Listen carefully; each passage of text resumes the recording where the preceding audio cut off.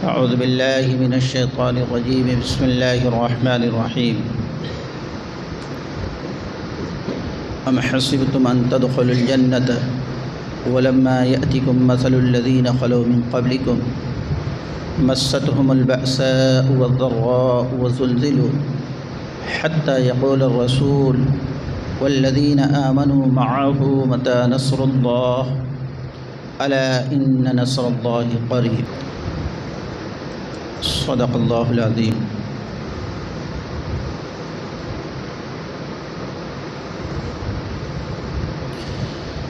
عزیزان محترم، بزرگوں، دوستوں اور مائیں اور بہنوں،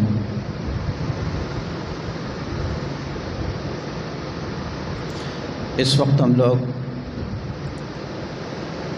عجیب حالات کے شکار ہیں۔ انفرادی زندگی ہو یا اجتماعی زندگی ہو،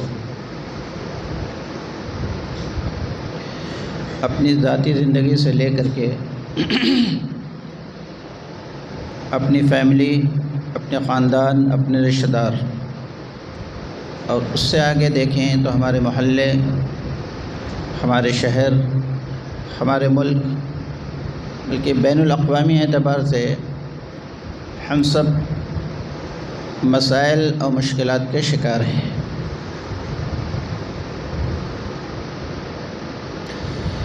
نہ انفرادی زندگی میں سکون ہے، چین ہے، راحت ہے، اطمینان ہے، نہ اجتماعی زندگی میں نہ ملکی اعتبار سے اور نہ بین الاقوامی اعتبار سے۔ ایک اتھل پتھل ہے، ایک پریشانی کا عالم ہے، ہر بندہ پریشان ہے، چاہے مرد ہو وہ بھی پریشان، عورتیں ہیں وہ بھی پریشان، جوان ہیں وہ بھی پریشان، بوڑھے ہیں وہ بھی پریشان، یہاں تک کہ بچے بھی پریشان ہیں۔ اور یہ ایسی بات ہے جو کسی سے مخفی نہیں ہے، چھپی ہوئی نہیں ہے، بلکہ یہ بات ہر باخبر انسان جانتا ہے۔ حالات یہ ہیں کہ روز بروز خراب ہوتے چلے جا رہے ہیں، مسائل ہیں کہ کم ہونے کا نام نہیں لیتے، پریشانیاں ہیں، الجھنیں ہیں کہ روز بروز بڑھتی چلی جا رہی ہیں۔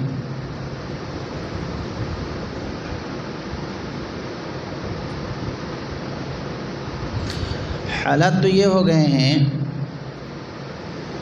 میں ایمانی اور اسلامی اعتبار سے صرف نہیں کہتا، بلکہ عام انسانوں کے اعتبار سے اگر بات کروں تو ہر بچہ جو اس ملک میں آج پیدا ہو رہا ہے، آج پیدا ہوا مقروض پیدا ہو رہا ہے، مہنگائی آسمان چھو رہی ہے، حالات بد سے بدتر ہوتے چلے جا رہے ہیں۔ یہ عام شہریوں کے اعتبار سے میں بات کر رہا ہوں، صرف مسلمانوں کا مسئلہ نہیں ہے۔ یہ آئے دن دنگے فساد، آئے دن پیپر اٹھا کر کے دیکھ لیں یا سوشل میڈیا پر دیکھیں،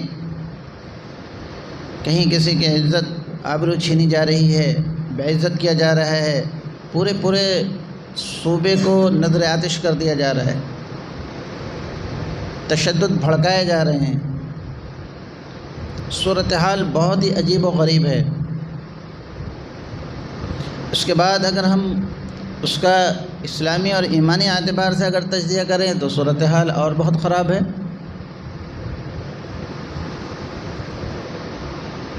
پہلے ہم کچھ امن و عافیت کے اعتبار سے تھے، پہلے آئین کے اعتبار سے، دستوری اعتبار سے جو ہمیں آزادیاں دی گئی تھیں، مذہبی اعتبار سے جو ہمیں آزادیاں دی گئی تھیں، دھیرے دھیرے وہ سلب کی جا رہی ہیں۔ آئے دن نئے طریقے سے بندشیں لگائی جا رہی ہیں، پابندیاں عائد کی جا رہی ہیں، کھلے عام ملی ہوئی اجازتوں اور آزادیوں کو سلب کیا جا رہا ہے۔ کہیں مسجدوں کے انہدام سے لے کر کے اذانوں پر پابندی تک یا اس اعتبار سے ہم سب جانتے ہیں کہ کن حالات کا ہم شکار ہیں۔ میں نے جو بھی آپ کے سامنے ابھی تذکرہ کیا ہے یہ آپ سب جانتے ہیں، باخبر ہیں۔ روز بروز آئے دن نئے نئے مسائل، پریشانیاں، مشکلات، یہ تو ہمارے ملک کے اعتبار سے ہیں۔ اب ہم اگر بین الاقوامی اعتبار سے اٹھا کر کے دیکھ لیں، پورے عالم میں ایک اضطرابی کیفیت پھیلی ہوئی ہے۔ پورے عالم کے اندر ایک اتل پتل ہے، ایک انتشار ہے۔ شام کے وقت سوئیں، رات میں سوئیں، ایک الگ غم، ایک الگ فکر، ایک عجیب کشمکش، اور جو صبح کے وقت اٹھتے ہیں تو ڈر اور خوف یہ لگا رہتا ہے کہ پتہ نہیں ہے آج نہ معلوم کیا سننے مل جائے گا، کیا حالات ہو جائیں گے۔ پورے بین الاقوامی اعتبار سے اس وقت جو فلسطین کا قضیہ چل رہا ہے، ہم سب جانتے ہیں کہ کیا حالات ہیں۔ یہ ایسا نہیں ہے کہ یہ حالات پہلی بار آئے ہیں، یہ ایک نیا ابھی اس وقت کا مسئلہ شروع ہوا ہے۔ اس سے پہلے اگر آپ دیکھیں گے تو عالم اسلام کے اندر مسلمانوں کے ساتھ اس سے بڑے خطرناک اور ہمتوں کو پست کر دینے جیسے جو ہے حالات پیش آئے ہیں۔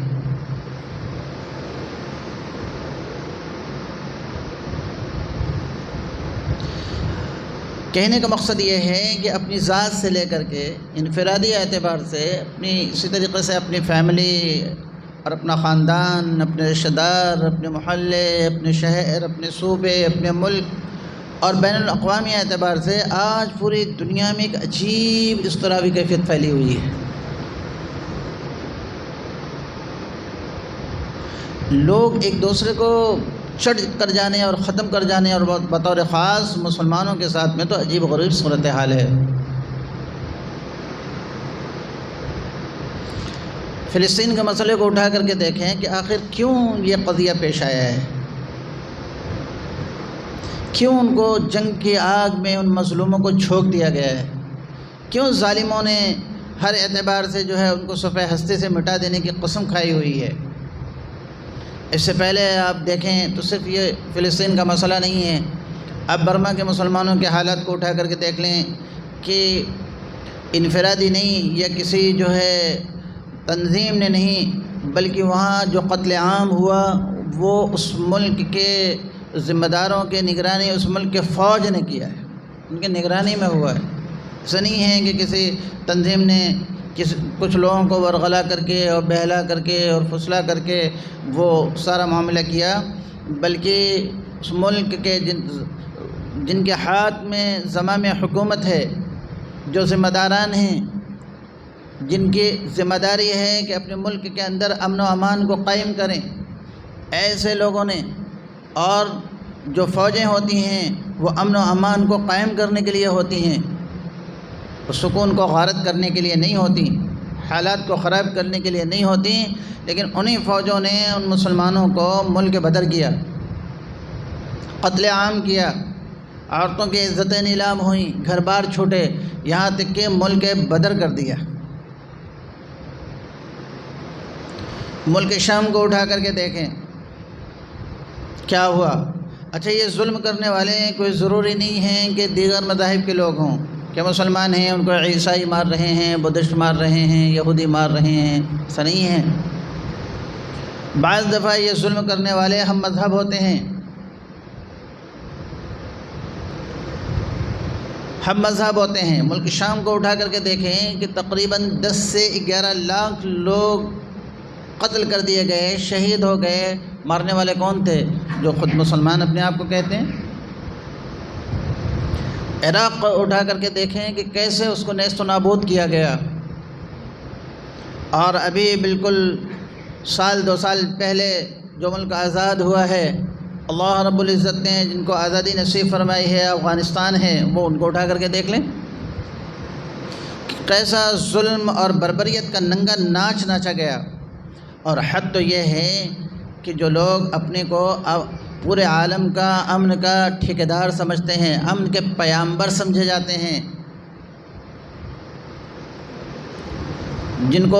جو اپنے آپ کو یہ باور کراتے ہیں کہ پوری دنیا میں امن قائم کرنے کے ذمہ دار ہم ہیں، انہی دجالوں کے بینر تلے اور انہی کی سربراہی میں یہ سارے کام انجام دیے جا رہے ہیں۔ 20 سال تک افغانستان کو خاک و خون میں لت پت کیا گیا اور بلا مبالغہ لاکھوں لاکھ بچے، جوان، عورتیں، مرد و زن ان کو قتل عام کیا گیا، بے دریغ قتل کیا گیا۔ ظلم کیا تھا ان کا؟ کوئی ظلم نہیں۔ ان کا کیا ظلم تھا؟ ان کا کیا جرم تھا؟ کیا جرم کیا تھا انہوں نے؟ وہ کہیں کسی ملک کے لوگوں کو مارنے کے لیے گئے تھے؟ کسی کو اغوا کیا تھا؟ کوئی لوٹ پاٹ کی تھی؟ نہیں۔ یہ تو مسلم ممالک ہیں۔ اس سے پہلے امریکہ بہادر نے ویتنام کو تحت تحت کیا، وہاں گئے، لیکن یاد رکھیں اللہ کا ایک قانون ہے، اللہ کی مشیت سے سارے کام ہوتے ہیں، اور اللہ رب العزت نے ایک سرخ نشان لگا رکھا ہے، ایک حدود قائم کر رکھے ہیں، کوئی بھی ان سے آگے نہیں بڑھ سکتا۔ ایک چھوٹا سا ملک، اس سے پہلے اور جائیں تو کوریا پر اس نے حملہ کیا۔ جو لوگ پرانے ہیں 70-80 سال کے، وہ لوگ جانتے ہیں کوریا ایک چھوٹا سا ملک جن کے پاس میں اسباب نہیں، ذرائع نہیں، لیکن یہ وہاں بھی اپنے آلات حرب و ضرب لے کر کے پہنچ گئے، اسلحہ اور طاقت اور اسباب کا گھمنڈ، لیکن اللہ رب العزت نے وہاں بھی ناکام کیا، نامراد ہو کر کے وہاں سے واپس آئے، ویتنام سے نکلے ذلیل ہو کر، اور اس کے بعد پھر ان مسلم ممالک کا رخ کیا جن کو میں نے آپ کے سامنے پہلے عرض کیا ہے۔ اور اس وقت کا جو قضیہ ہے، انہی مردودوں نے، انہی ظالموں نے، انہی دجالوں نے پورے عالم کی سربراہی کرتے ہوئے جس طریقے سے افغانستان کے اندر چڑھائے تھے، ان بیچاروں کے پاس میں کچھ نہیں تھا، بے سہارا، فاقہ مسلوق، جن کے بازاروں میں لکھنے کے لیے پین اور قلم اور کاغذ بھی نہ ملے، جن کو کھانے کے لیے پیٹ میں کھانا نہیں، پہننے کے لیے جن کے پاس میں کپڑے نہیں، ان بے سہارا لوگوں کے پاس میں کیا تھا؟ سب سے بڑے امن کے پیامبر سمجھے جانے والے ناٹو افواج کی سربراہی کرتے ہوئے، جس میں تقریباً 50 ممالک چلے آئے، اور نہیں معلوم کہ کتنے بارود اور کتنے میزائل اور کتنے اسلحے کیا کیا خرچ کر ڈالے۔ کیا ہوا آخر میں؟ اللہ رب العزت نے وہی جگہ ان کی ذلت کا قبرستان بنا دیا، پوری دنیا نے دیکھا، پورے دنیا نے دیکھا۔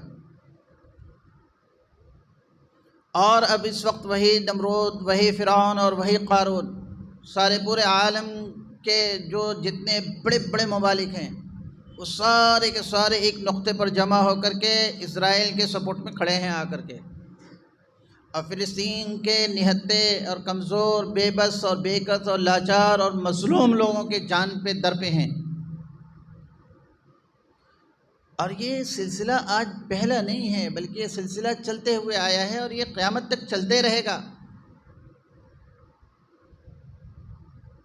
ہمیں کیا کرنا چاہیے؟ قرآن پاک اٹھا کر کے دیکھیں گے تو ہمیں کچھ تسلی ملے گی، اور ہم سے کیا مطالبہ کیا گیا ہے، اور ہم سے کیا کہنے کے لیے کہا گیا ہے۔ ایسے جب حالات پیش آئیں تو ہمیں کیا کرنا چاہیے؟ مایوس ہو جانا چاہیے؟ جو زبان عام لوگ بول رہے ہیں، چلو ادھر کو ہوا ہو جدھر کو، جیسے حالات آئیں ویسے زبان استعمال کرنا شروع کر دیں، ویسے ہی بولنا شروع کر دیں، اسباب کا کلمہ پڑھنا شروع کر دیں، کثرت کا کلمہ پڑھنا شروع کر دیں۔ میں نے جو آیت آپ کے سامنے ابھی تلاوت کی تھی، اللہ رب العزت فرماتے ہیں کہ تم یہ سمجھتے ہو کہ تم نے بس کلمہ پڑھ لیا ہے، بس یوں ہی تمہیں جنت میں داخل کر دیا جائے گا، حالانکہ تمہیں ابھی آزمایا نہیں گیا ہے، تمہیں ابھی جانچا اور پرکھا نہیں گیا ہے۔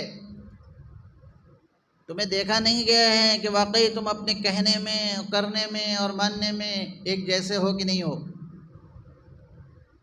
ام حسبتم ان تدخلوا الجنة ولما يأتكم مثل الذين خلوا من قبلكم، تم نے بس یہ کہہ دیا لا الہ الا اللہ محمد رسول اللہ، اشہد ان لا الہ الا اللہ واشہد ان محمد عبدہ ورسولہ، اور تم نے گمان کر لیا کہ بس یہ زبان سے چند جملے ادا کر دیے جنت ہماری، ہمیں کوئی قربانی نہیں دینی پڑے گی، کچھ ہمارے ہاتھ سے نہیں چھوٹے گا، کچھ ہمارا نقصان نہیں ہوگا، کچھ مسائل نہیں آئیں گے ہمارے سامنے، ایسا ہرگز نہیں ہو سکتا۔ آپ اندازہ لگائیں، رسول کریم صلی اللہ علیہ وسلم اور اصحاب کے وہ تذکرے یاد کریں، مکے کے وہ حالات یاد کریں، اور یہ تاریخی کتب میں، احادیث میں اور قرآن پاک میں جتنے تذکرے ہیں، جو کچھ ہیں، یہ رہتی دنیا کے لیے عبرت کی بات ہیں، ایک نمونہ ہے۔ جو بھی کہے گا لا الہ الا اللہ، اس کو اس راستے پر چلنا پڑے گا، ان حالات سے گزرنا پڑے گا، ان مسائل سے دوچار ہونا پڑے گا۔ جیسے آج کچھ لوگ یہ کہہ رہے ہیں کہ فلسطین کے جانبازوں کو، وہاں کے مجاہدین کو 1000 بار سلام۔ ان کے متعلق جو یہ لوگ کہتے ہیں، بہت ساری زبانیں، کچھ غافل لوگ، کچھ ڈرپوک لوگ، کچھ بزدل لوگ، کچھ ایمان فروش لوگ، میں کیا کہوں اور ان کا کہنا یہ ہے کہ حماس کے لوگوں نے اٹھ کر کے خام خواہ کے لیے کیا آفت مول لے لیا، کیا خام خواہ کے لیے اچھا خاصا چل رہا تھا، کھا رہے تھے، سو رہے تھے، کما رہے تھے، بچے پیدا کر رہے تھے، وغیرہ وغیرہ، سارا سب کچھ ہو رہا تھا، خام خواہ کے لیے یہ کن مسائل کو دعوت دے دیا ان لوگوں نے؟ کیا ضرورت پڑی تھی ان کو؟ حضور پاک علیہ الصلوۃ والسلام نے جب کلمے کی دعوت شروع کی، جب اسلام کی دعوت دینے شروع کی، کیا حالات تھے اس وقت میں؟ اور ان حالات کو دیکھنے کے باوجود، نظر سے دیکھتے تھے وہ کیا حالات ہیں یہاں پر، جنہوں نے ایمان کا کلمہ پڑھا ہے، جنہوں نے حضور کی نبوت کی گواہی دی ہے، اللہ کے ایک ہونے، وحدہ لا شریک ہونے کی جن لوگوں نے گواہی دی ہے، ان کے ساتھ میں کیا معاملات پیش آ رہے ہیں، عورتوں کے ساتھ، یتیموں کے ساتھ، بچوں کے ساتھ، یہاں تک کہ اس وقت کے بڑے لوگوں کے ساتھ، مالدار لوگوں کے ساتھ، پاورفل لوگوں کے ساتھ، وہ حالات جو تھے وہ سارے کے سارے دیکھ رہے تھے، اس کے باوجود کیا ضرورت تھی کلمہ پڑھنے کی؟ یہی اگر مصلحت کا تقاضا، اور یہی اور حکمت، مصلحت اور نہ جانے پتہ نہیں کیا کیا، جو اصل میں یہ حکمت کی باتیں نہیں ہیں، یہ مصلحت کے تقاضے کی باتیں نہیں ہیں، بلکہ یہ کم ہمتی، پس ہمتی اور بزدلی کی باتیں ہیں جو حکمت کے نام پر کہی جاتی ہیں۔ یہ بزدل لوگ ہوتے ہیں، یہ ناکارے لوگ ہوتے ہیں، یہ کم ہمت لوگ ہوتے ہیں، بلکہ آگے قرآن کے زمانے میں کہہ دیا جائے تو یہ منافق لوگ ہوتے ہیں جو حکمت اور مصلحت کے نام پہ یہ ساری باتیں کرتے رہتے ہیں، خود سے تو کچھ ہوتا نہیں ہے، تو یہ حکمت کا نام لیتے ہیں، یہ مصلحت کے تقاضے کو سامنے رکھتے ہیں۔ اللہ ایسی کم ہمتی، ایسی بزدلی اور ایسی منافقت سے پوری امت کی حفاظت فرمائے۔ جرأت کریں اور کہیں کیا ضرورت تھی اس وقت میں لوگوں کو ایمان قبول کرنے کی، اور نعوذ باللہ معاذ اللہ کیا ضرورت تھی حضور پاک علیہ الصلوۃ والسلام کو اس وقت میں اسلام کی دعوت دینے کی؟ سارا عرب مخالف، کہیں سے کوئی راستہ نکلتا ہے، کوئی حکمت کی بات سمجھ میں آتی ہے؟ جو آج حکمت کرتے ہیں، کہیں سے کچھ سمجھ میں آتا ہے کہ کوئی حکمت کا پہلو کوئی نظر آتا ہے کہ آپ علیہ الصلوۃ والسلام نے کھڑے ہو کر کے لا الہ الا اللہ محمد رسول اللہ کی دعوت دینے شروع کر دی؟ ہر طرف ظلم و بربریت کا ننگا ناچ تھا، یہاں تک کہ خانہ خدا میں، بیت اللہ شریف میں کتنے بت تھے بھائی؟ ایک عام آدمی جانتے ہیں، ہم کہتے رہتے ہیں، سنتے رہتے ہیں، پڑھتے رہتے ہیں کہ 360 365 بت تھے۔ کوئی جگہ ملتی ہے کہ ایسے وقت میں حضور پاک علیہ الصلوۃ والسلام کھڑے ہو کر کے اللہ کی وحدانیت کا اعلان کریں؟ کہیں ہے کچھ؟ اور اگر آپ علیہ الصلوۃ والسلام نے ایمان و اسلام کی ندا آپ نے بلند کی، آواز بلند کی، تو جو لوگ آ رہے تھے ان کو نہیں آنا چاہیے تھا کہ آپ نے خواہ کے لیے جو ہے ایک تماشا نعوذ باللہ شروع کر دیا؟ اور ایمان کا کلمہ بلند کیا آپ نے، اور لوگ آ رہے ہیں ایک کے بعد ایک آ رہے ہیں ایک کے بعد ایک، حالانکہ جانتے ہوئے، دیکھتے ہوئے، سمجھتے ہوئے پریشان کیے جائیں گے، اوباش اور غنڈوں کا شکار بنیں گے، ماں بہنوں کی عزتیں محفوظ نہیں ہوں گی۔ بیٹھ کر کے سیدنا صدیق اکبر رضی اللہ تعالیٰ کا یہ حال تھا اس معاشرے کے اندر اور مکے کے اندر، کہ وہ اپنے وقت کے جو سول میٹر ہوتے ہیں، سول میٹر جو ہوتے ہیں اس عدالت کے وہ جج تھے، سپریم جج تھے وہ اس وقت کے۔ لیکن جب صدیق اکبر حضرت ابو بکر صدیق رضی اللہ تعالیٰ عنہ نے کلمے کی گواہی دی، ایمان قبول کیا، کیا حالت پیش آئے؟ اسے اتنا مارا گیا، اتنا مارا گیا بیت اللہ کے اندر، جہاں وہ بیٹھ کر کے لوگوں کے فیصلے سناتے تھے، ان کو اس قدر مارا گیا اور اتنا ان کی پٹائی کی گئی کہ لوگوں کو یہ گمان ہو گیا کہ اب ابو بکر صدیق زندہ باقی نہیں رہیں گے، اتنا مارا۔ قبائل کا زمانہ تھا، خاندان والوں نے، قبیلے والوں نے کھڑے ہو کر کے اعلان کیا کہ اگر اس حملے میں جو ان کے اوپر کیا گیا ہے اور جو مارا گیا ہے انہیں اس طریقے سے، اگر وہ فوت ہو گئے، ان کا انتقال ہو گیا، تو ہم اس کا بدلہ لیں گے، اس قدر مارا گیا تھا۔ آپ سنتے چلے آئے ہیں کہ حضرت بلال حبشی رضی اللہ تعالیٰ عنہ، حضرت خباب رضی اللہ تعالیٰ عنہ، حضرت عمار، حضرت یاسر، حضرت سمیہ، ان کے تو واقعات آپ سنتے رہتے ہیں۔ یہ تو ایسے لوگ تھے جو معاشرے کے گرے پڑے گویا لوگ تھے، غریب قسم کے لوگ تھے۔ حضرت بلال رضی اللہ تعالیٰ عنہ تو وہ تو غلام تھے، آزاد بھی نہیں تھے، لیکن حضرت صدیق اکبر، حضرت ابو بکر رضی اللہ تعالیٰ عنہ تو چیف جسٹس تھے۔ حالات اتنے خراب تھے، خود حضور پاک علیہ الصلوۃ والسلام، جن کا قبیلہ سب سے زیادہ مشہور و معروف اور سب سے اچھا اور سب سے مضبوط قبیلہ سمجھا جاتا تھا، پورے عرب والے جن کی عزت کرتے تھے، اور آپ علیہ الصلوۃ والسلام کو پورے مکے والوں نے قبول کیا تھا۔ جب آپ راستے سے گزرتے تھے نبوت کے اظہار سے پہلے، 10 سال کی آپ کی عمر تھی، پورے قبیلے کے سرداران بیٹھے رہتے تھے، آپ گزرتے تھے تو یہ اکرام میں اٹھ کر کے کھڑے ہو جاتے تھے۔ تو لوگ کہتے تھے کہ یہ کوئی ایسا بچہ تو ہے نہیں، یہ کوئی ایسے بڑے آدمی، تو ایسے بڑے سردار تو ہے نہیں، کیوں کھڑے ہو جاتے ہیں؟ تو آپ کی صداقت کا، آپ کی امانت کا، آپ کی دیانت کا، آپ کی شرافت کا ڈنکا اللہ نے پٹوایا تھا۔ وہ کہتے تھے کہ یہ امین ہے، یہ صادق ہے، یہ سچا ہے۔ نبوت سے پہلے آپ کا یہ کردار تھا، آپ کا اخلاق تھا۔ بڑے بڑے سرداران مکہ بیٹھے نہیں رہتے تھے، وہ اکرام میں اٹھ کر کے کھڑے ہو جایا کرتے تھے۔ یہی جب آپ نے کلمے کی دعوت دینی شروع کی، کیا حال ہوا؟ جان پر آ گئے۔ ایک وقت تک تو سب ملے جلے رہتے ہیں، لیکن ایک وقت اللہ رب العزت کی طرف سے ایسا لایا جاتا ہے کہ حق اور باطل کو اللہ واضح کر دینا چاہتے ہیں۔ ایک وقت تھا کہ جب تک ان کے مفاد سے وہ بات نہیں ٹکرا رہی تھی، جب تک آپ کو صادق کہا جاتا تھا، امین کہا جاتا تھا، شریف کہا جاتا تھا، اور نہ جانے دنیا میں جو اچھے القاب ہو سکتے ہیں وہ سارا کا سارا آپ کے لیے تھا۔ لیکن جہاں آپ نے کلمے کی دعوت دی اور جہاں مفاد ٹکرایا کہ اب تو چودراہٹ چلی جائے گی، ظلم کے نظام کو ختم کرنا پڑے گا، تو کیا ہوا؟ یہی سارے کے سارے جو اچھے اچھے ناموں سے یاد کرتے تھے، اگر اپنی زبان میں کہہ لیا جائے تو جو جھک جھک کر کے سلام کرتے تھے، دعاؤں کی درخواست کرتے تھے، جی جی جی حضرت، جی حضرت دعا کی درخواست ہے، دعا میں یاد رکھیے گا، بلکہ اس سے آگے کی جو بات تھی، سارے کے سارے مخالف بن گئے، سارے مخالف بن گئے، آپ کے جان پر ہو گئے۔ ایک وقت آیا کہ آپ کو بائیکاٹ کیا گیا، پورے خاندان کے ساتھ آپ کو نکال دیا گیا۔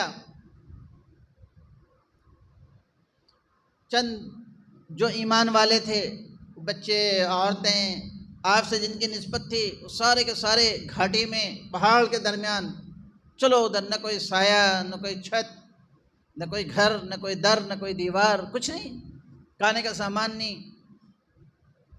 وہاں سے کوئی باہر نکلتا اپنی ضرورت کے لیے تو پٹائی کی جاتی تھی۔ 3 سال کا زمانہ ایسا گزرا ہے، 3 سال کا زمانہ، گھروں سے نکال کر کے، شہر سے نکال کر کے ایک طرف ہکال دیا گیا، باہر کر دیا گیا۔ اس طرف پہاڑ، اس طرف ہے، اس طرف پہاڑ ہے، نہیں آ سکتے، شہر میں داخلہ ممنوع ہے۔ آپ اندازہ لگائیں کیسا ظلم تھا، کیسا جبر تھا، لیکن ڈٹے رہے اور جمے رہے، اور حق کو اپنے سینوں میں محفوظ کرتے رہے، ایمان یقین کی محنت کو کرتے رہے۔ اللہ رب العزت نے دھیرے دھیرے وہ حالات چھانٹے۔ کیا کیا عرض کیا جائے، کیا کیا عرض کیا جائے، یہاں تک کہ ایک زمانہ آیا کہ آپ کو اپنی جان بچا کر کے ہجرت کرنی پڑی۔ سوچ سکتے ہیں، اپنے خاندان کے لوگ تھے، کوئی دوسرے نہیں تھے، کوئی دوسرے ملک کے لوگ نہیں تھے، سب اپنے لوگ تھے، سارے کے سارے جانی دشمن بن گئے۔ یہاں تک کہ آپ کو ہجرت کرنی پڑی، مسلمان چھپ چھپا کر کے کسی طریقے سے اپنی جان بچا کر کے شہر چھوڑ کر کے جانے لگے۔ وہاں آگے تک بھی بہرحال وہ واقعہ اتنا زیادہ لمبا کرنا میرا مقصود نہیں ہے، بس تھوڑا سا میں روشنی ڈالنا چاہتا تھا۔ جو ہم کم ہمت ہو جاتے ہیں، پس ہمت ہو جاتے ہیں، اور ہم پتہ نہیں کیا کیا زبان سے بولنے لگتے ہیں، کہ کہا جاتا ہے کہ اسلام سربلندی کے لیے آیا ہے، سرفرازی کے لیے آیا ہے، عزت کے لیے آیا ہے۔ آج تو ہم دیکھ رہے ہیں کہ ہر جگہ ناکام ہے، نامراد ہیں، نظر آ رہا ہے۔ تو ظاہر سی بات ہے کہ یہ ہمارے سینوں پر اس کے اثرات ہوتے ہیں، ہمارے دلوں پر اس کے اثرات ہوتے ہیں، اور زبانیں کچھ نہ کچھ بولنے شروع کر دیتی ہیں۔ کہا تو ہم یہ سمجھ کر کے بیٹھے تھے کہ ہم نے لا الہ الا اللہ محمد رسول اللہ پڑھا ہے، دنیا میں عزت ملے گی اور آخرت میں جنت ملے گی، اور دنیا میں خلافت ملے گی، بادشاہت ملے گی، اور آخرت میں جنت ملے گی۔ یہاں تو دیکھ رہے ہیں کہ مسائل ہی مسائل ہیں، پریشانیاں ہی پریشانیاں ہیں، کہیں بھی محفوظ نہیں ہے، کہیں بھی جائے پناہ نہیں ہے، کوئی منہ لگانے کے لیے تیار نہیں ہے، کوئی دست شفقت رکھنے کے لیے تیار نہیں ہے۔ اسی کو اللہ رب العزت نے کہا ہے، ام حسبتم ان تدخلوا الجنۃ ولما یأتکم مثل الذین خلوا من قبلکم مستهم البأساء والضراء وزلزلوا۔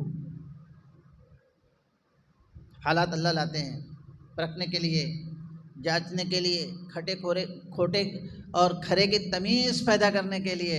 ایسے کیسے حالات اللہ لے آئے ہیں کہ مستهم البأساء والضراء، جنگوں میں آزمایا گیا، مختلف قسم کی پریشانیاں آئیں، ڈر اور خوف کے حالات لائے گئے، جیسے صحابہ پر لائے گئے۔ میں پچھلے قوموں تک نہیں جاتا، وقت نہیں اتنا ہوتا ہے، ختم ہو جائے گا۔ طرح طرح سے آزمایا گیا۔ کس طریقے سے آزمایا گیا کہ بھئی جنگوں کا خوف، جنگیں مسلط کر کے، کہ بیٹھے ہیں اچھے خاصے، کسی کے ساتھ میں کوئی معاملہ نہیں ہے، کوئی جرم نہیں کیا ہے، جرم کیا ہے؟ اللہ اللہ اللہ اللہ اللہ اللہ کر رہے ہیں۔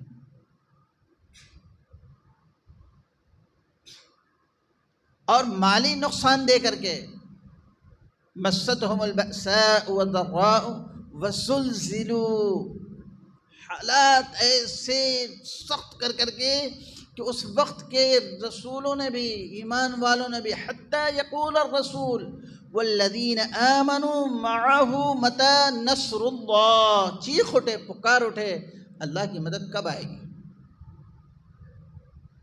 کیسے حالات رہے ہوں گے؟ حالانکہ دنیا میں زمین پر، روئے زمین پر ہمت اور استقلال کا جو پہاڑ، وہ نبی ہوا کرتے ہیں، ان سے زیادہ کوئی استقامت نہیں دکھا سکتا، لیکن حالات ایسے آئے، اس طریقے سے آزمایا گیا، اور ایسی آزمائش کی چکی چلائی گئی کہ اس وقت میں نبی بھی پکار اٹھے، حتی یقول الرسول، یہ بنی اسرائیل کے انبیاء کا تذکرہ ہے۔ والذین آمنوا، رسول بھی اور اس وقت کے جو ایمان والے تھے، متی نصر اللہ، اللہ کی مدد کب آئے گی؟ اللہ کی مدد کب آئے گی؟ تو اللہ رب العزت بھی خاموش نہیں رہتے۔ اللہ رب العزت فرماتے ہیں کہ تم نے اگر واقعی وہ کر دیا واقعی وہ کر دیا اور اس پر ثابت قدم رہے، جو کچھ میں چاہ رہا ہوں، جو میرے نبیوں نے کہا ہے، تم نے وہ مان لیا اور اس پر عمل کر لیا، تو یاد رکھنا اللہ کا وعدہ، الا ان نصر اللہ قریب، بے یار و مددگار اللہ نہیں چھوڑیں گے، بالکل نہیں چھوڑیں گے مدد، بے یار و مددگار، الا ان نصر اللہ قریب۔ آپ دیکھیں فرعون کے واقعے کو اٹھا کے، نمرود کے واقعے کو اٹھا کر کے، شداد کے واقعے کو اٹھا کر کے، قارون کے واقعے کو اٹھا کر کے، آپ کو ایک طرف ظلم کا پہاڑ نظر آئے گا، کہیں سے امید کی کوئی کرن نظر نہیں آئے گی۔ ایسا لگے گا جس وقت میں نمرود نے آگ دہکائی اور حضرت ابراہیم علیہ السلام کو اس میں ڈالا گیا، کیا لوگ تصور کرتے رہے ہوں گے، کیا تصور کرتے رہے ہوں گے۔ کہیں سے کوئی جائے پناہ نظر آ رہی تھی، کہیں سے کچھ نظر آ رہا تھا کہ اس آگ سے حضرت ابراہیم علیہ السلام بچ جائیں گے؟ فرعون نے جو ظلم کی چکی چلائی ہوئی تھی کہ بچوں کو ختم کر دیتا تھا، پہرے بٹھا رکھے تھے، جاسوس بھیج رکھے تھے، ہم اگر اپنی زبان میں کہہ لیں تو خبریں لگا رکھے تھے، کوئی ایک بچہ پیدا ہوتا ہے، کیا مجال کہ نمرود کو نہ معلوم ہو کہ بچہ پیدا ہوا ہے کسی بنی اسرائیل کے گھر میں، یعنی مسلمان کے گھر میں؟ کس کو خبر تھی؟ انہی نہتے لوگوں کے ذریعہ، اور اسی جو وہاں جو سمندر دریا بہ رہا تھا، جس کی وجہ سے وہ پورے مصر کے اندر جو ہے ایک اللہ رب العزت نے جو وہاں کے معیشت کو بحال کر رکھا تھا، اترا رہے تھے جس پر ہمارے پاس تو یہ ہے، ہمارے پاس تو یہ، وہ پورا ایک جو ہے نظام تھا آب پاشی کا، میرے حکم سے وہ کہا کرتا تھا، میرے حکم سے یہ دریا بہتے ہیں، میں حکم کرتا ہوں تو یہ دریا بہتے ہیں، سرسبزی اور شادابی۔ کسے معلوم تھا کہ وہ اپنے بڑے بولے پن میں وہ یہ کہتا ہے کہ میں اس کا رب ہوں، اور جس نے یہ نعرہ لگا رکھا تھا کہ انا ربکم الاعلی، کل اللہ رب العزت اسی دریا کے اندر اسے ڈبوئیں گے۔ جس بنی اسرائیل کا پیچھا کرتے ہوئے اور سارے کے سارے موسیٰ علیہ السلام لے کر کے جب نکلے، اور اس فرعون نے اس وقت میں اپنے پورے لاؤ لشکر کے ساتھ میں، وہ جنگ تو تھی نہیں کوئی کہ جنگ کرنے جا رہا تھا، بلکہ وہ تو جا رہے تھے، جا کر کے انہیں نیست و نابود کر کے جشن منانے کے لیے، سارے کے سارے اپنی قوم کو لے کر کے، اور پوری کے پوری فورس اور فوج اور وہ سارا کا سارا اسلحہ لے کر کے کہ اب جانا ہے، ان کو ہمیشہ کے لیے صفحہ ہستی سے مٹا دینا ہے، ختم کر دینا ہے ان کو، اور جشن منانا ہے۔ جنگ لڑنے تو جا رہے ہیں، نہتے لوگ تو چلے جا رہے تھے، لیکن اللہ رب العزت کا فیصلہ آ گیا۔ کیا آیا؟ کہ جس پر یہ اتراتا ہے اور گھمنڈ کرتا ہے اور غرور کرتا ہے، اور جس کے متعلق یہ کہتا ہے کہ اس پر میرا حکم چلتا ہے، اسے دریا کے اندر اللہ رب العزت نے لے جا کے ڈبویا۔ وہ چند منٹ پہلے تک کوئی اس کا گمان کر سکتا تھا؟ کر سکتا تھا کوئی اس کا گمان کہ ابھی کیا ہونے والا ہے؟ ایسے فرعون کو اللہ کیسی عبرتناک موت دینے والے ہیں۔ وہ اتنا بڑا قارون جس کے خزانے کی چابیاں بڑے بڑے زور آور پہلوان اٹھایا کرتے تھے، خزانے کی چابیاں۔ ہمارے یہاں کوئی کتنا بھی بڑا مالدار ہو، ملینائر ہو، بلینائر ہو، ٹریلینائر ہو، اس کے خزانے کتنے، اور اس کے خزانے کے تالے کتنے، اور تالوں کی چابیاں کتنے ہوتی ہیں، کتنے لوگ لگیں گے اس کے خزانے کی چابیاں اٹھانے کے لیے؟ آپ ذرا تصور کریں کہ قارون کے خزانوں کے چابیاں اٹھانے کے لیے بڑے بڑے زور آور کئی پہلوان لگا کرتے تھے، اور بعض جگہوں پہ تو آئے ہیں کہ کئی 40 پتہ نہیں ابھی کتنی صحیح بات ہے، لیکن بہت سارے اونٹوں پر اس کے خزانے کی چابیاں جاتی، خزانے نہیں چابیاں جایا کرتی تھی۔ اتنا بڑا مالدار، اور جتنے وقت کے نبی کی بات کو نہیں مانا تو اللہ نے کیسے ذلت کے ساتھ اس کو زمین میں دفن کیا، خزانے کے ساتھ میں۔ لیکن یہ حالات آنے سے پہلے، یہ جتنے کا میں نے تذکرہ کیا ہے، ان کے پکڑ سے پہلے ایک منٹ پہلے، ایک چند سیکنڈ پہلے کیا ان کو اس کا گمان تھا کہ کیا ہونے والا ہے؟ بالکل نہیں، وہ تو بد مست ہاتھی کے طریقے سے اپنے ظلم میں بالکل ایک دم مست ہے۔ لیکن ایمان والے اپنا وہ کام کر رہے تھے جو کچھ انہیں کہا گیا تھا۔ صحابہ اپنی قربانیاں دے رہے تھے، جمے ہوئے تھے، ان کی زبانوں سے اسباب کے کلمے جاری نہیں ہو رہے تھے، دل ان کا چھوٹا نہیں ہو رہا تھا، ٹھیک ہے، مسائل میں تھے، مشکلات میں تھے، وہ یہ نہیں کہا کرتے تھے اللہ کب آئے گا، کہاں گیا اللہ، کہاں گیا اللہ، اور کہاں ہے اس کی قوت اور کہاں ہے اس کی طاقت، بلکہ صبر کے ساتھ میں جمے ہوئے تھے۔ اب چھوڑ کر کے مدینہ چلے گئے، مدینہ پہنچ گئے، غزوہ بدر جو واقع ہوا ہے، غزوہ بدر میں کوئی مقابلہ نہیں تھا، سارے جنگی آلات، حرب و ضرب اور کثرت اور تعداد اور سارا سب کچھ لے کے مکے والے، جنگ میں عورتیں نہیں جایا کرتی، مکے والے گانے بجانے والی عورتیں لے کر کے گئے تھے، وہ جشن منانے کے لیے گئے تھے کہ آج مدینے والوں کو جو چند مٹھی بھر ہیں، جن کے پاس پہننے کے لیے کپڑا نہیں ہے، پہننے کے لیے چپل نہیں ہے، ان کے پیٹ میں کھانے کے لیے کھانا نہیں ہے، یہ جگہ جگہ اپنا سارا سب کچھ قربان کر کے، سارا چھوڑ چھاڑ کر کے، یہ چند غریب قسم کے لوگ، چند مالدار جو مدینے میں، یہ سارا سب کچھ انہوں نے قبضہ کر لیا تھا مکے والوں نے۔ اس کے باوجود بھی مدینے میں باقاعدہ اس کے لیے تجارتی قافلہ بھیجا گیا ملک شام، اور اس وقت میں ملک شام میں بہت اچھے اسلحے بنا کرتے تھے، بہت اچھے اسلحے بنا کرتے تھے، جنگی ساز و سامان بنا کرتے تھے، سب نے مل کر کے پورے پیسے لگا کر کے وہاں بھیجا اور وہاں سے سامان منگائے۔ کیا کر رہے تھے مسلمان؟ کچھ نہیں کر رہے تھے، یہ مدینہ اس نیت سے گئے تھے کہ جا کر کے ان کا گویا کچومر نکالیں گے اور ان کو ختم کر کے جشن منائیں گے، شراب کی سرائیاں، شراب، گانے والے، ناچنے والے، اپنی فیملی کون لے کر کے جاتا ہے؟ اس لیے گئے تھے، جنگ کرنے نہیں گئے تھے۔ لیکن اللہ کے نبی صلی اللہ علیہ وسلم نے جب دیکھا کہ پانی حد سے گزر چکا ہے، اللہ کا حکم ہوا، اس سے پہلے حکم تھا کہ بے صبر کرتے رہیں، جمے رہیں، جواب نہ دیں، خاموش رہیں، کفوا ایدیکم، ہاتھ کو روکے رکھیں۔ اب اللہ کا حکم ہوا کہ اپنی مدافعت میں تم لڑ سکتے ہو، تم اٹھ سکتے ہو، اپنی حفاظت کر سکتے ہو۔ پھر اللہ کی مدد آئی، کیسے آئی سب جانتے ہیں، حالات بہت خراب تھے۔ جنگ احزاب کو اٹھا کر دیکھے، جس کو خندق بھی کہا جاتا ہے۔ آج فلسطین کو جو چاروں طرف سے گھیرا گیا ہے،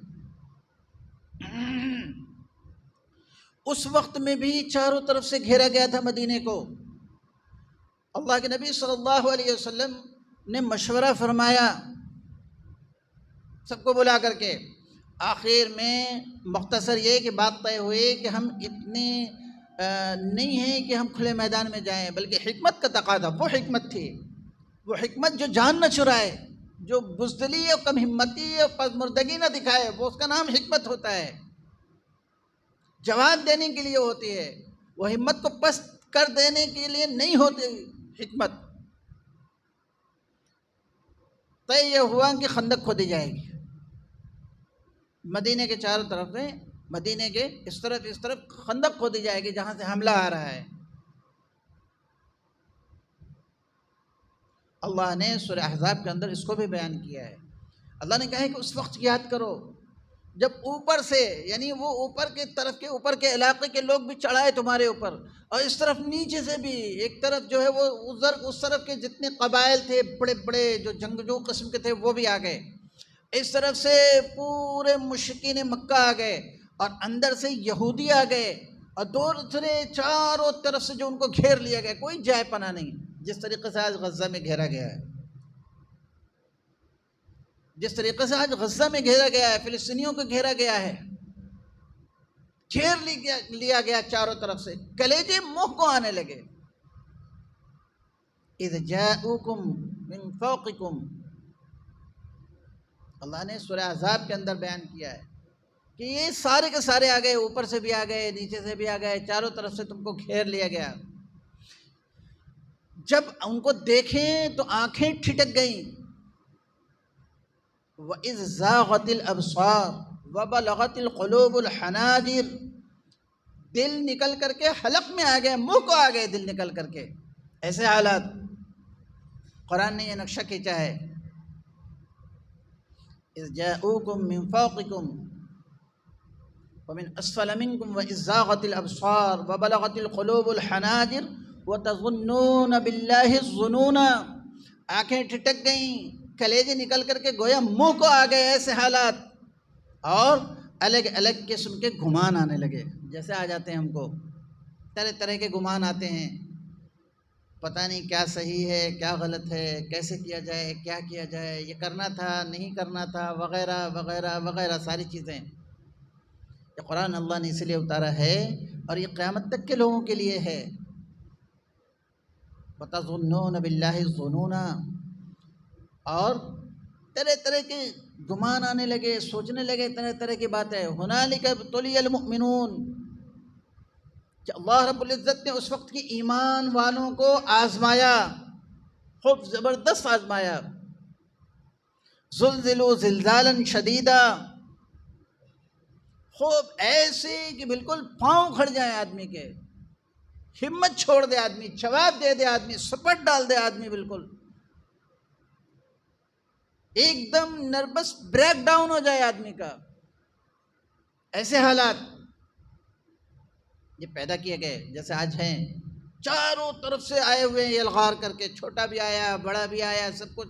ایک طرف تو کفر والے اپنے کفر کے بنیاد پر سارے کے سارے ایک جگہ جو ہے جمع ہو چکے ہیں، اور ایک طرف انڈونیشیا سے لے کے مراکش تک، اور یہاں سے لے کے اور وہاں تک، وہاں سے لے کے یہاں تک، ہر جگہ جتنے بھی یہ مسلم حکمراں اور مسلم ممالک ہیں، یہ مسلم ممالک چونکہ مسلمانوں کی اکثریت ہے اور مسلمانوں کے نام رکھنے والے حکمراں ہیں، یہ مسلم حکمراں تو ہو سکتے ہیں، یہ اسلامی حکمراں نہیں ہو سکتے،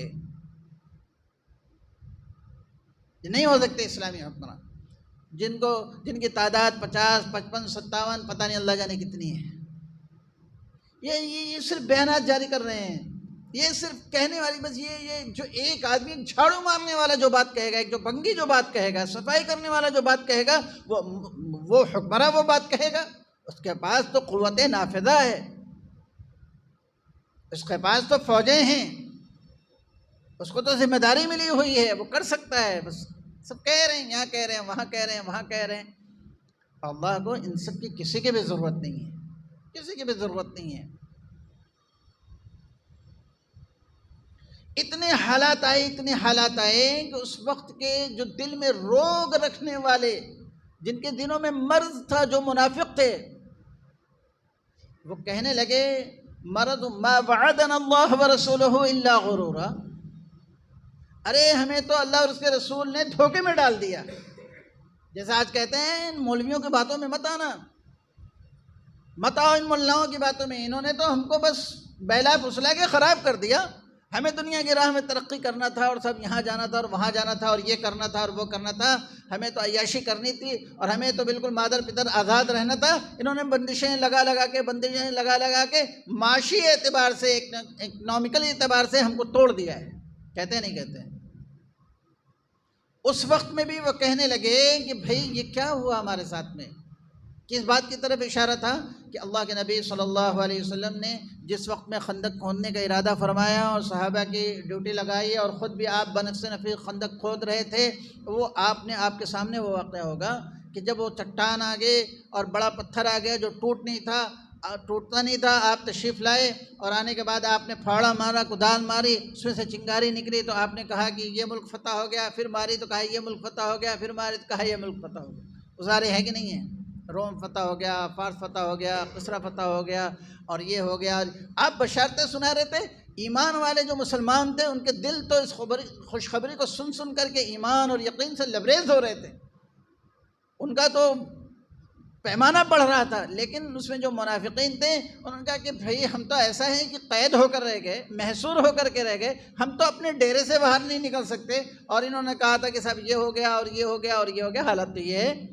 پھر اللہ رب العزت نے دکھایا کہ وہ آندھی آئی اور وہ طوفان آیا اور وہ سارا سب کچھ ہوا، ان کے خیموں کے قناتیں اکھڑ گئیں اور خیمے پلٹ گئے اور کتنے اس میں مرے، کتنے ذلیل ہوئے اور کتنے فاقے تھے۔ اس کے بعد پھر سارے کے سارے واپس ہوئے، سارے کے سارے بھاگ کر کے گئے، یہاں تک کہ اللہ رب العزت نے مکے کو فتح فرما دیا ہے۔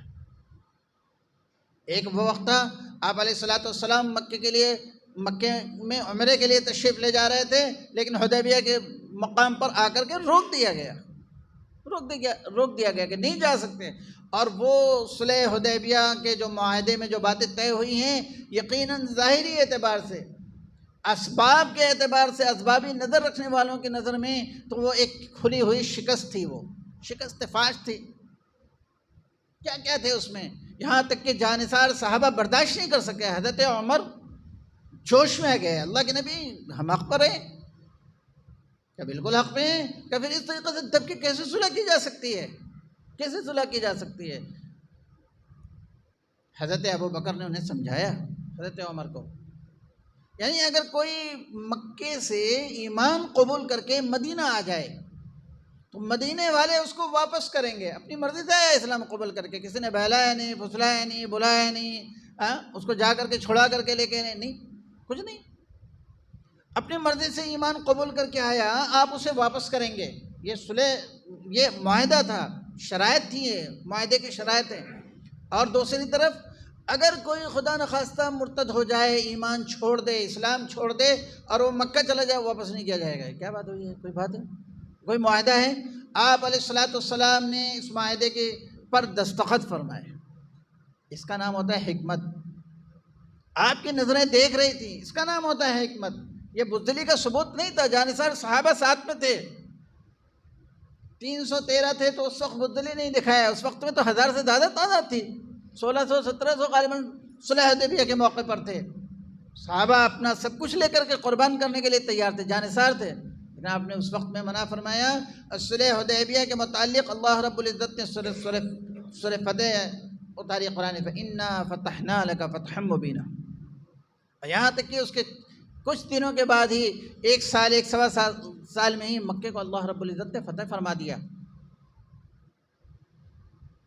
تو اسی طریقے سے یہ جتنے حالات کا میں نے تذکرہ کیا، شروع میں ایسا لگتا ہے کہ باطل بہت دندنا رہا ہے، ہم نے کثرت پر، اسباب پر اور چیزوں پر اور اسلحوں پر، ہم نے اس پہ ایمان ہم نہیں لے آئے ہیں۔ کہاں گیا سارا کا سارا اسلحہ افغانستان کے اندر؟ کہاں گیا؟ نہ ان کے پاس کوئی بری طاقت تھی، نہ بحری طاقت تھی، نہ کوئی ایسا اسلحہ تھا، نہ کچھ نہیں تھا، سارا کا سارا 20 سال تک استقامت کا پہاڑ بنے رہے، نہیں چھوڑیں گے نمازیں، نہیں چھوڑیں گے اذانیں، نہیں چھوڑیں گے کلمہ۔ کیا تھا ان کا؟ اور کیا اس کے علاوہ کیا تھا؟ کہ ایک ایمان اور اسلام لے کر کے اٹھے تھے، یہی تھا بس، اور کیا تھا ان کے پاس؟ کیا ضد تھی؟ لیکن تب تم یہ برداشت کرنے کے لیے کوئی تیار نہیں ہے۔ لوگ کہتے ہیں کہ غزہ کے مسلمانوں نے کیوں ایسی حرکتیں کی؟ 70 سال سے 80 سال سے بھی ظلم سہ رہے ہیں، ماؤں کے اوپر ظلم، بہنوں کے اوپر ظلم، بچیوں کے اوپر ظلم، چھوٹے چھوٹے بچوں کو کیا ظلم ہے، کیا جرم ہے ان کا؟ پہلی بار انہوں نے اس ہمت اور استقامت کا مظاہرہ کیا ہے جو اللہ کا حکم ہے۔ ہم کیا جانے کیا چیز ہوتی ہے؟ ہمیں تو اذانوں پر اٹھنا نہیں آتا، نمازوں میں آنا نہیں آتا ہمیں۔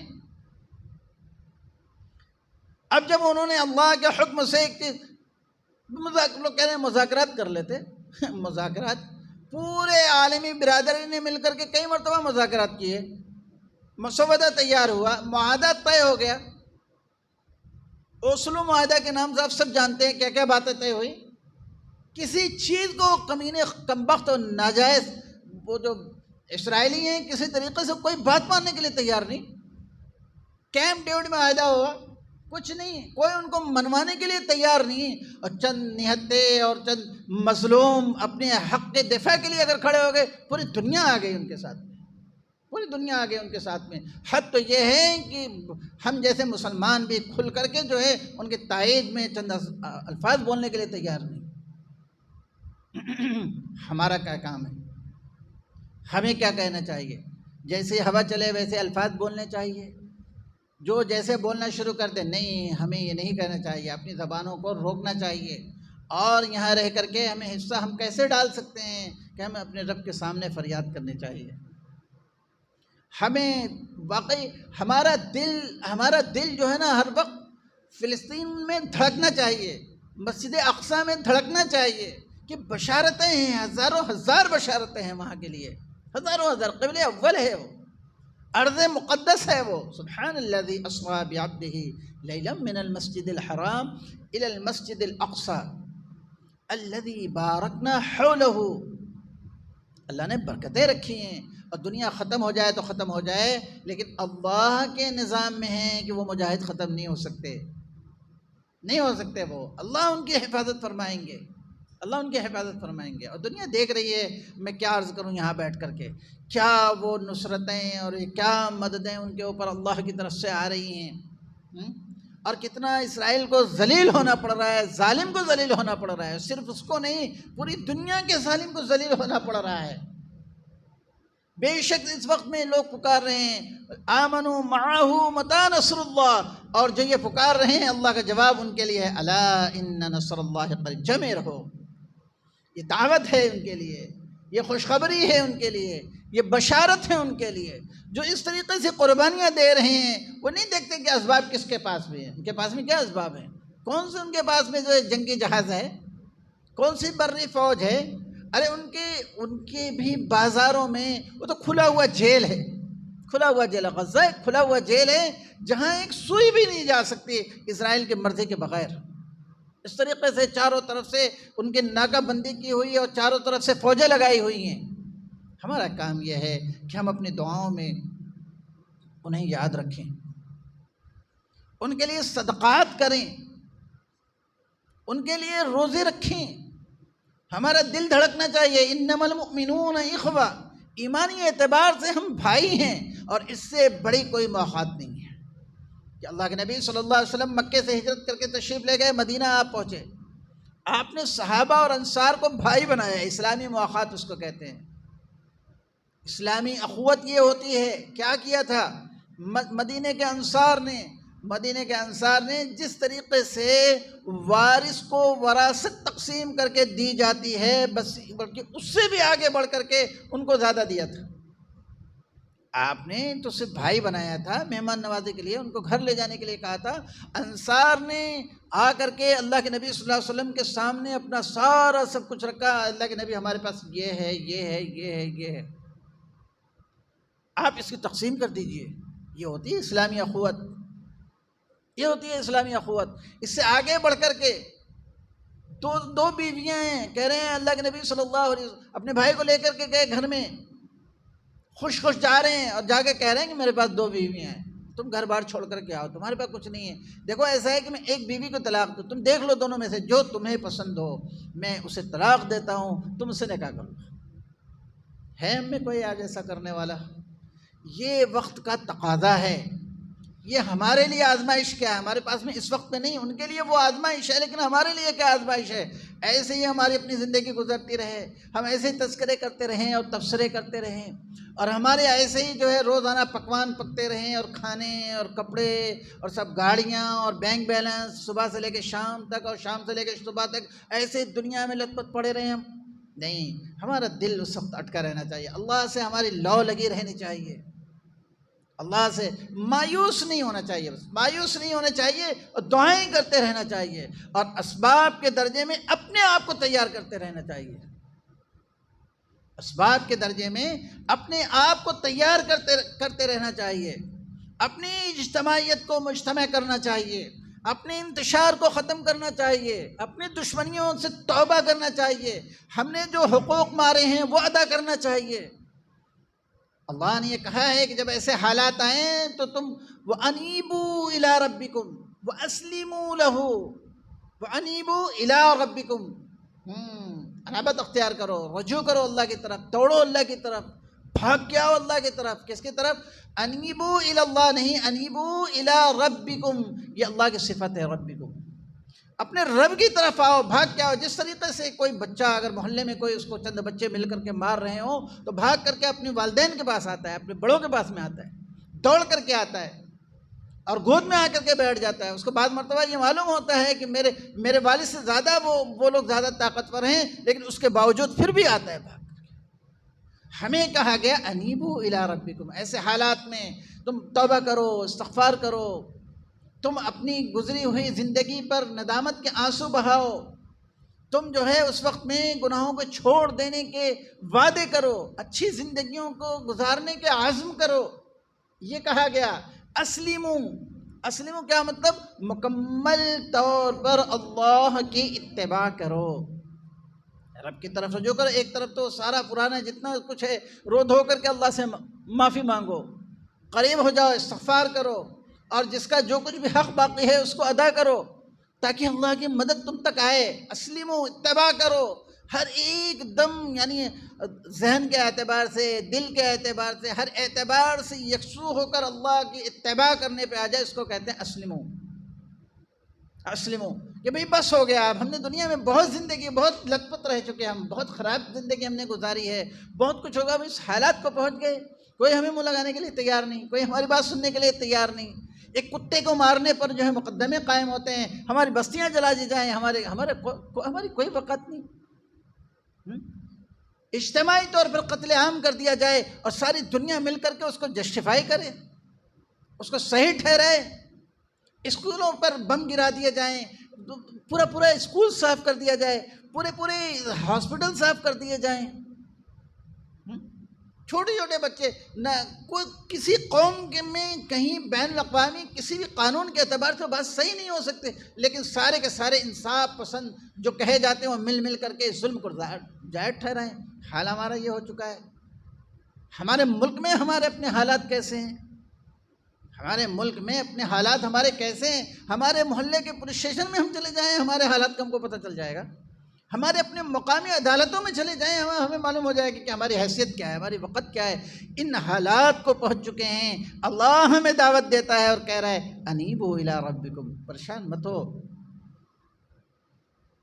تمہاری کوئی حیثیت نہیں رہ گئی، تمہاری کوئی وقت نہیں، یہ تمہارے اپنے اعمال تھے میرے بندو، میری طرف رجوع کرو، آؤ آؤ آؤ، مجھے مناؤ، میری بات مانو اور کامل طور پر میری اتباع کرو۔ پھر کیا ہوگا؟ اللہ کی طرف سے پھر وہ مددیں آئیں گی، نصرتیں آئیں گی جو اس سے پہلے ایمان والوں کے ساتھ میں آئی۔ الا ان نصر اللہ قریب، اللہ اپنے بندوں کو نہیں چھوڑتا۔ کتنی بشارتیں ہیں، نصر من اللہ وفتح قریب، الا ان اولیاء اللہ لا خوف علیہم ولا هم یحزنون۔ ولی کس کو کہتے ہیں؟ ساری دنیا سے یکسو ہو کر کے پہاڑ پہ جا کر کے بیٹھ جائے؟ نہیں، کامل طور پر اللہ کی اتباع، رسول اللہ صلی اللہ علیہ وسلم کی اتباع کرنے والے کو ولی کہتے ہیں۔ ولی یعنی ہم اپنی زبان میں اس کو کہتے ہیں کہ دوست اللہ کا۔ جب اس طریقے سے اللہ سے دوستی ہو جائے اور اس طریقے کی اتباع کرنے والے بن جائیں تو ان کے لیے خوشخبری ہے، لا خوف علیہم ولا هم یحزنون، کوئی خوف نہیں۔ آخرت کے اعتبار سے جو ہے الگ ہے، دنیا کے بارے میں مفسرین نے کہا ہے کہ اس کو کوئی خوف نہیں ہوگا۔ کرنے والے اگر یہ سارے کام ہم کر لیں تو پھر اللہ کی طرف سے جو فیصلے اتر رہے ہیں اس پہ مطمئن رہیں۔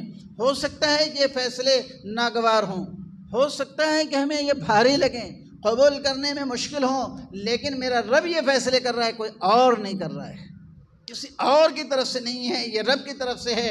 انشاءاللہ پھر کالی رات چھٹ جائے گی، پھر صبح کے جو ہے پھر وہ چمکتا ہوا اگتا ہوا سورج نکلے گا، پھر وہ اندھیرے چھٹیں گے، اجالے آئیں گے۔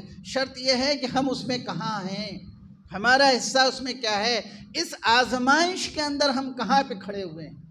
اپنے آپ کو دیکھیں، ہمارے بول کیا ہیں، ہماری سوچ کیا ہے، ہماری تگودو کیا ہے، ہماری محنت کیا ہے، ہم اس کے لیے اپنے آپ کو تیار کر رہے ہیں کہ نہیں، ہماری نمازوں میں اضافہ ہوا کہ نہیں، ہمارے سجدوں میں اضافہ ہوا کہ نہیں، ہمارے دلوں کے اندر بھی وہ جذبہ، وہ ذوق، وہ شہادت کا جذبہ وہ آیا کہ نہیں آیا، وہ آیا کہ نہیں آیا۔ میرے اللہ میرا تو سب کچھ آپ کا ہے، اور اگر موقع آ گیا تو یہ جان آپ کی ہے۔ جی ہمارے اندر پیدا کرنا مقصود ہے، تذکرے، phone, WhatsApp, social media, Facebook, Instagram, یہ اور وہ اللہ ہم سب کی حفاظت فرمائے۔ یہ ہمارے کام نہیں ہے، یہ کام نہیں ہے۔